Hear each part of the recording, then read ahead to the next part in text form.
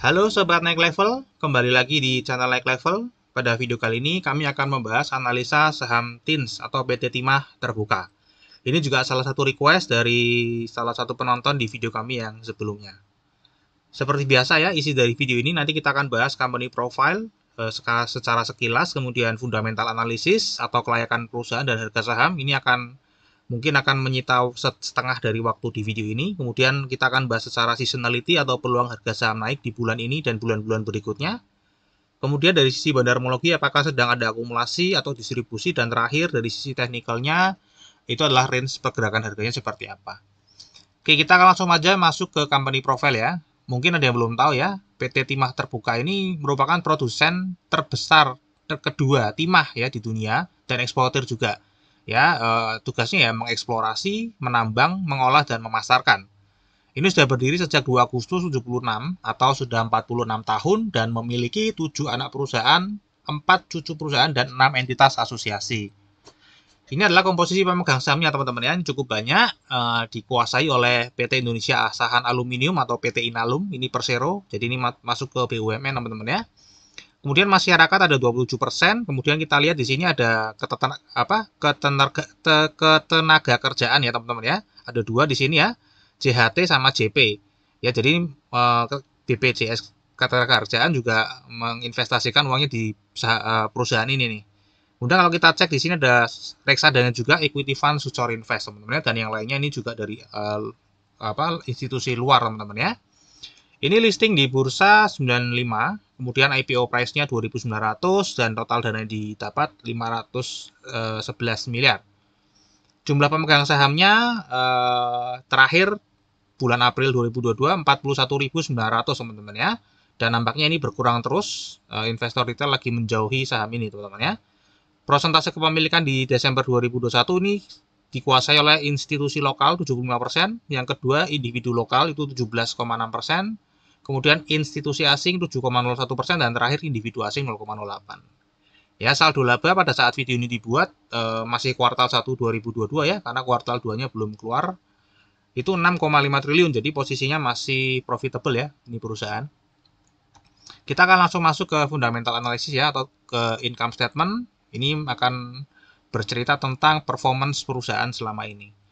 Oke, kita lihat dari grafik total pendapatannya ya teman-teman ya. Kalau kita lihat dari 2009 ya, ini naik, kemudian turun, kemudian 2017 mulai naik, 18 naik, 2019 naiknya paling tinggi teman-teman ya, kemudian turun 2020 dan 2021 turun sedikit.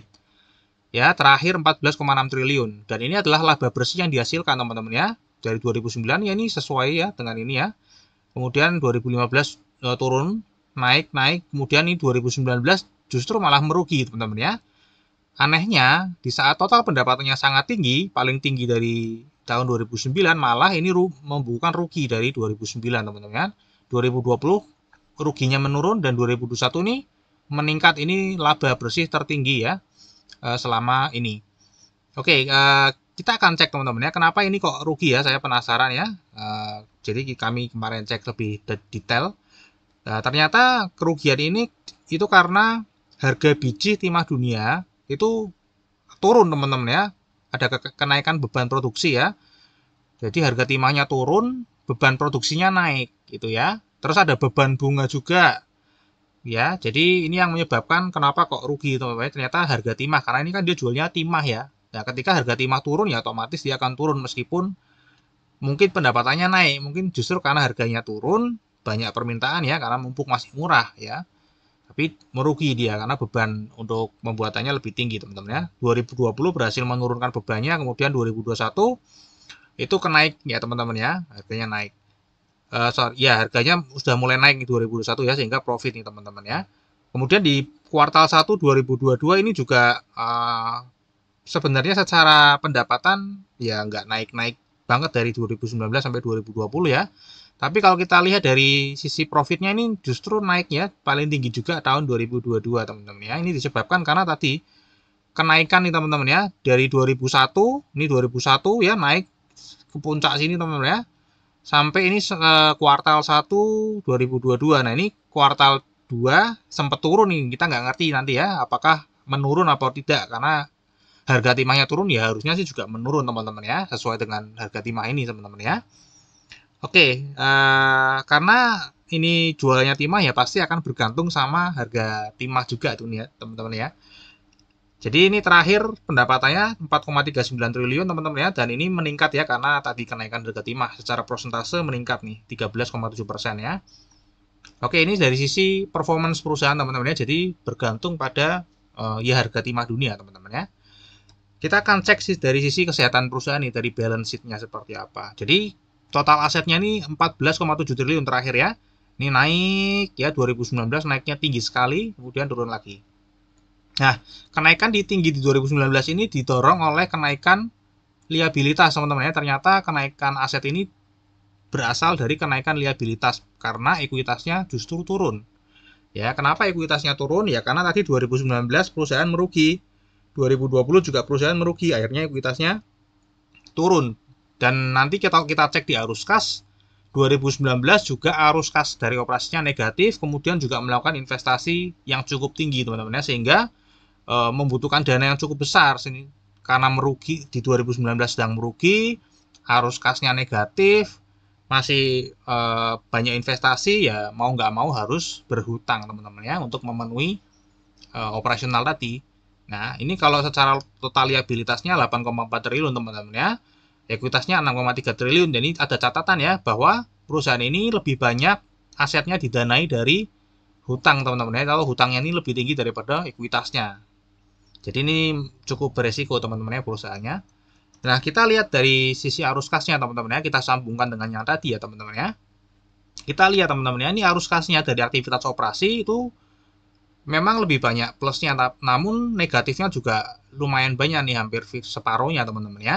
Artinya perusahaan ini kurang stabil teman-teman ya dalam 2019 ke belakang, namun 2020, 2021 ini sudah mulai meningkat ya kasnya. Nah, ini kita lihat teman-teman ya, tahun 2019 ya, pertama kasnya juga minus 2 triliun teman-teman ya. Tadi kasnya minus 2 triliun. Kemudian melakukan investasi yang cukup besar nih, 1,5 triliun. Ya, sudah kasnya minus, kemudian berinvestasi dan tadi rugi juga di tahun 2019, sehingga mau nggak mau mereka harus berhutang ya, ini 4 triliun teman-teman ya, karena nih kasnya nggak cukup nih, 2018 kasnya cuma 800 miliar. Jadi untuk apa 800 miliar ini untuk aktivitas operasi yang minus 2T aja nggak cukup teman-teman ya. Jadi harus hutang mau nggak mau ya. Nah ini kita lihat ya, di beberapa tahun terakhir dia melakukan aktivitas investasi yang cukup besar ya. Ini yang mengakibatkan tadi pendapatannya naik di 3 tahun terakhir teman-teman. Jadi ini penting ya, kalau misalnya perusahaan ini selalu melakukan investasi teman-teman ya, pasti akan berdampak kepada pendapatannya. Tentu saja kalau investasinya tepat ya, kalau investasinya tidak tepat ya justru akan menurunkan pendapatan, bahkan menggerus labanya teman-teman ya. Jadi investasi yang dilakukan perusahaan ini juga kita harus cek apakah memberikan kontribusi positif terhadap kinerja atau performance perusahaan dari laporan laba ruginya teman-teman ya. Oke, ini kas dan setara kasnya ya, terakhir 2021 kasnya cukup melimpah teman-teman ya, karena tadi ada kenaikan dari harga timah. Oke, jadi ini dari sisi cash flow statement ya, memang perusahaan harus berhutang karena membutuhkan dana untuk berekspansi teman-teman ya. Kemudian kita cek dari sisi dividen ya, meskipun harganya naik dan turun ya, performanya ditentukan dari harga timah dunia, namun ini selalu cukup rutin ya dalam bagian dividen, namun ada beberapa yang absen. Tentu saja kalau perusahaan merugi ya nggak membagikan dividen ya. Tadi tahun 2019, 2020, dan 2021 juga belum membagikan dividen. Ya, baru tahun ini teman-teman ya, 2022, yaitu pun juga laba tahun 2021 kemarin ya, jumlahnya Rp61. Nah, kalau kita range dividennya ini 4-94 rupiah. Kalau kita beli di harga saat ini 14,75, maka yield yang kita dapat adalah 0,27 sampai 6,3% teman-teman ya. Jadi kalau teman-teman ini seorang yang pengen membeli perusahaan ini dalam jangka waktu yang panjang, menunggu harganya naik ya lumayan, karena kita dapat uang tunggu ya, 0,27 sampai 6,3% per tahun dari dividen. Jadi ini akan mempengaruhi psikologis kita dalam menunggu ya. Kalau nunggu dapat uang kan pasti beda dengan menunggu nggak dapat uang gitu ya teman-teman ya. Oke, kita akan cek dari nilai wajarnya dari pendekatan PE Standard Deviation Band, teman-teman ya. Dalam waktu setahun terakhir tuh TINS biasanya diperdagangkan di 31,6 ya pernya. Nah, saat ini tuh perdagangan hanya di 5,78 pernya. Ini karena tadi earningnya naik, teman-teman ya. Earningnya naik di 2021 sehingga harganya tidak mengimbangi kenaikan dari earningnya sehingga ke bawah ini, teman-teman ya. Nah, kalau misalnya ini TINS kembali diperdagangkan di per 31,06 dengan EPS-nya sekarang adalah 254, maka harga wajarnya TINS adalah 7.800. Oke, ini dari sisi pendekatan PE Standard Deviation Band atau penyimpanan price to earning ratio. Kita cek dari price to book value-nya, teman-teman ya. Kalau kita cek dari price to book value-nya, ini rata-rata diperdagangkan di price to book value 2,03, teman-teman ya. Dan sekarang ini ada di price to book value 1,56. Jadi secara ini rata-rata dia masih diperdagangkan di bawah harga rata-rata biasanya price to book value diperdagangkan. Ya, kalau misalnya dia kembali ke normalnya, ke harga rata-rata biasanya dia diperdagangkan di price to book 2,03, maka harga wajarnya adalah 1.912. Karena book value per share-nya saat ini adalah 942. Jadi harga saat ini masih di bawah harga wajarnya menurut pendekatan PE Standard Deviation dan Price to Book Value Standard Deviation Band. Nah, ini adalah yang terakhir ya dari fundamental, yaitu pertanyaan fundamental ya teman-teman ya. Jadi yang pertama, apakah fundamental perusahaan baik ya? Jadi kami akan mencoba menjawab, memberikan pendapat kami teman-teman ya. Teman-teman boleh memberikan jawaban atau pendapat yang berbeda dari kami. Ya, kita cek tadi dari sisi kinerja ya teman-teman ya. Itu mengalami perbaikan ya, bahkan di kuartal 1 2022 itu terbantu karena kenaikan harga timah. Kinerja perusahaan ditentukan oleh harga timah. Ya, jadi kita lihat performanya memang ditentukan oleh harga timah, teman-teman ya. Kemudian kalau kita lihat dari sisi balance sheet ya, kalau kita lihat posisi liabilitasnya itu berada di 1,3 kali lebih tinggi daripada total ekuitas. Ya, ini menunjukkan perusahaan cukup beresiko, teman-teman ya. Karena sebagian besar asetnya itu berasal dari liabilitas. Kalau kita cek dari sisi arus kas ya, tercatat perusahaan ini dalam 5 tahun terakhir cukup banyak melakukan investasi walaupun arus kas operasi tidak stabil dan masih lebih banyak bergantung pada pendanaan. Ya, jadi ini perusahaan yang berusaha untuk menjadi besar, teman-teman ya, dan terbukti di 3 tahun terakhir pendapatannya meningkat, teman-teman ya. Jadi investasi yang dilakukan itu tepat sasaran dan memberikan kontribusi positif terhadap perusahaan. Nah, dari ketiga analisa ini, menurut pendapat kami sih, kalau hanya dua pilihannya baik atau buruk, maka TINS ini merupakan perusahaan yang baik, apalagi dia merupakan BUMN ya, yang pasti akan di backup oleh negara. Kemudian juga ini merupakan produsen terbesar kedua di dunia yang berada di Indonesia ya teman-teman ya. Jadi secara overall ini perusahaan yang baik teman-teman ya. Meskipun dia ada beberapa kekurangan ya, karena perusahaan ini bergantung pada harga timah. Kemudian liabilitasnya berada di 1,3 kali dari ekuitas. Namun ini tertutupi karena ya ini BUMN gitu ya. Pasti pemerintah akan mengintervensi jika terjadi sesuatu. Oke, ini jadi kesimpulannya adalah TINS adalah perusahaan yang baik teman-teman ya. Kemudian yang berikutnya, kalau sudah tahu nih perusahaan yang baik, apakah harga yang ditawarkan market saat ini layak untuk dibayar? Nah, kita lihat ya, book value per share-nya teman-teman ya. Kalau kita lihat ya, naik, turun, dan terakhir lagi ini naik lagi teman-teman ya. Kita cek ya, book value per kuartal 1 2022 itu adalah 942. Harga yang ditawarkan market saat ini adalah 1.460 atau kita harus bayar 1,5 kali dari modal perusahaan.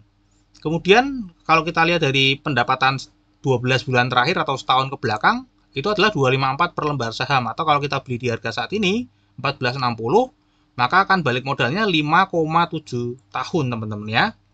Nah, kalau secara book value tentu ini cukup mahal teman-teman ya. 1,5 dengan kinerja yang bergantung pada harga timah, kemudian tidak stabil arus kasnya, ya tentu saja kalau menurut kami ini cukup mahal. Ya, mungkin kalau di bawah 1 kita bisa bilang murah teman-teman ya. Namun kalau secara EPS TTM, seandainya harga timah seperti ini terus ya, akan balik modal 5,7 tahun. Jadi walaupun kita bayarnya lebih mahal 1,5 kali, ternyata kalau profitnya bisa stabil terus, maka cukup 5,7 tahun. Jadi ini cukup cepat teman-teman ya. Nah, ini tergantung dari teman-teman semua. Kembali ke teman-teman, apakah rela membayar 1,5 kali dengan balik modalnya 5,7 tahun. Namun ini belum tentu teman-teman ya, karena harga timah juga naik dan turun ya. Nah, kalau menurut kami sih, kami tidak mempertimbangkan atau tidak memasukkan TINS ini ke apa ya, ke stok yang menjadi prioritas untuk dibeli teman-teman ya. Karena masih ada saham-saham lainnya yang mungkin jauh lebih bagus teman-teman ya. Karena kinerja perusahaan ini memang bergantung pada eh, harga timah dunia yang itu kita susah untuk prediksi teman-teman ya. Jadi kami lebih suka bayar perusahaan yang murah, ininya EPS-nya juga cepat, dan perusahaannya itu mudah diprediksi atau usahanya itu stabil gitu ya teman-teman ya. Oke, itu ya dari kami teman-teman ya. Sekali lagi saya ingatkan bahwa fundamental perusahaan tidak terkait langsung dengan harga saham. Ya, jadi nggak serta-merta kalau ada yang mereview, oh ini perusahaannya bagus, ya harganya murah, kemudian harusnya harga sahamnya naik, itu nggak seperti itu teman-teman ya. Atau sebaliknya ada perusahaan yang direview jelek, harga sahamnya mahal, nggak berarti terus besok harinya atau dalam waktu dekat harga sahamnya pasti akan turun, nggak seperti itu teman-teman ya. Karena sekali lagi fundamental perusahaan itu tidak tidak terkait langsung dengan harga saham. Terkaitnya itu adalah jangka panjang teman-teman ya, misalnya sudah 10 tahun merugi terus, nah itu pasti harga sahamnya akan turun teman-teman ya. Tapi kalau hanya setahun, satu kuartal itu nggak ngefek. Oke, ini dulu dari fundamental. Kita akan masuk ke analisa yang berikutnya, yaitu analisa seasonality. Ini adalah analisa yang paling sederhana teman-teman ya. Kita hanya berdasarkan histori kenaikan bulan-bulan sebelumnya di tahun sebelumnya, bulan-bulan yang sama di tahun sebelumnya. Nah, ini besok sudah memasuki bulan Agustus teman-teman ya. TINS pada bulan Agustus di tahun-tahun sebelumnya itu persentase kenaikannya hanya 40% teman-teman ya. Jadi bulan Agustus kurang bagus rasanya untuk mengambil atau pick posisi saham ini teman-teman ya. Kemudian di bulan Septembernya juga sama, persentase untuk naiknya juga 40%, dan ini sudah turun berturut-turut ya selama bulan September, selama 5 tahun berturut-turut teman-teman ya. Jadi Agustus dan September ini kurang baik untuk mengambil saham TINS ya, menurut analisa seasonality. Tapi ini juga belum akurat 100% ya, karena kan 40% itu berarti ada chance untuk naiknya juga 40%. Cuman kecil gitu ya. Oke, ini dari sisi seasonality ya teman-teman ya. Kemudian kita akan cek dari sisi bandarmologinya teman-teman ya. Kalau kita cek dari grafik ini teman-teman ya, bandarmologi, indikatornya ini menunjukkan ada akumulasi ya teman-teman ya, dari tanggal 13 Januari 2022 sampai 17 Juni 2022. Ya, kemudian setelah 17 Juni ini terlihat ada penurunan indikator bandarnya ya teman-teman. Jadi sedang ada distribusi. Nah, kita cek ya di broker summary-nya dari tanggal 13 Januari sampai 17 Juni. Itu memang broker ZP, BK ini sedang mengakumulasi teman-teman ya. Ini broker merah artinya ini broker asing teman-teman ya. Jadi ini nanti kita akan cek ya foreign flow-nya seperti apa ini, karena ini broker asing yang mengakumulasi semua. Dan harga rata-ratanya adalah 1.700-an teman-teman ya. Dan harga saat ini adalah di bawah harga rata-rata mereka ya. Ini mungkin informasi penting ya buat teman-teman ya. Kemudian kita cek apa yang terjadi setelah tanggal 17 Juni sampai hari ini teman-teman ya. Nah, kalau kita cek teman-teman ya, tadi broker yang mengakumulasi ZP di tanggal 13 Januari dia masih mengakumulasi, namun tidak dominan, kecil. Kemudian broker yang kedua BK di sini dia melakukan distribusi ya. Dan ini jual rugi teman-teman ya. Tadi dia BK ini belinya 123 miliar di harga 1.786. Namun dia baru jual kecil ya, ini kecil teman-teman ya, baru jual kecil dan rugi teman-teman ya. Kemudian broker AK ya, broker AK di sini beli, kemudian di sini juga jual rugi 53 miliar, sedangkan di sini 112 miliar, jadi separuhnya di cut loss teman-teman ya. Kemudian broker YU di sini ikut akumulasi lagi, dan terakhir broker KZ di sini tidak muncul teman-teman. Jadi broker KZ diam ya, ketika setelah akumulasi dia diam. Nah, tadi kan yang banyak mengakumulasi kan broker asing. Kalau kita cek ya dari foreign flow underlay-nya ya, memang terlihat bahwa asing ini sedang mengakumulasi teman-teman. Jadi ini yang terbesar adalah 3 ini, ZP, BK, dan AK di average 1.700 ya. Jadi kalau misalnya asing berniat untuk karena ini masih harganya 1.700, artinya kalau asing beli lagi di bawah, mereka akan average down teman-teman ya. Dan kemungkinan bisa terjadi teman-teman ya. Nah kita tapi nggak tahu ya, sekali lagi ya, kalau bandar molog itu kita nggak pernah tahu tujuannya, dan kita nggak perlu menebak-nebak tujuan bandar untuk mengakumulasi.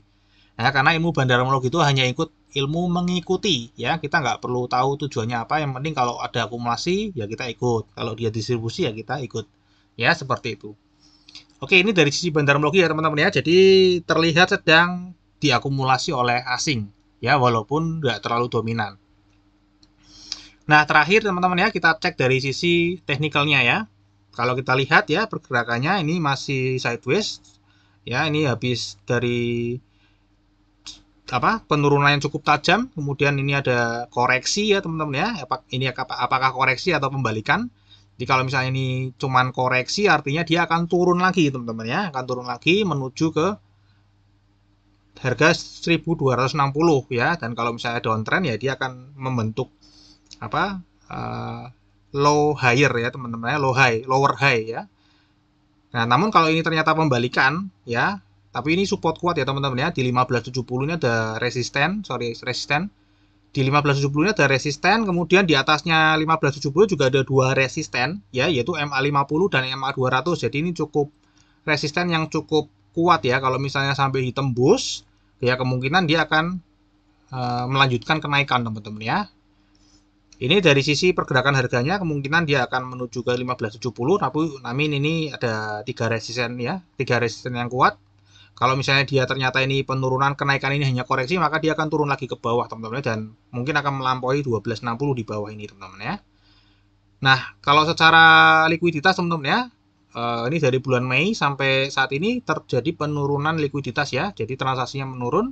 Rata-ratanya satu bulan terakhir tuh diperdagangkan 24 juta lembar saham, atau kalau kita kalikan dengan harga saat ini ya, sehari itu sekitar 35 miliar per hari teman-teman ya. Jadi teman-teman bisa mempertimbangkan prosentase dana teman-teman di saham ini ya, disesuaikan dengan likuiditasnya. Oke, terima kasih teman-teman sudah menonton video ini sampai habis ya.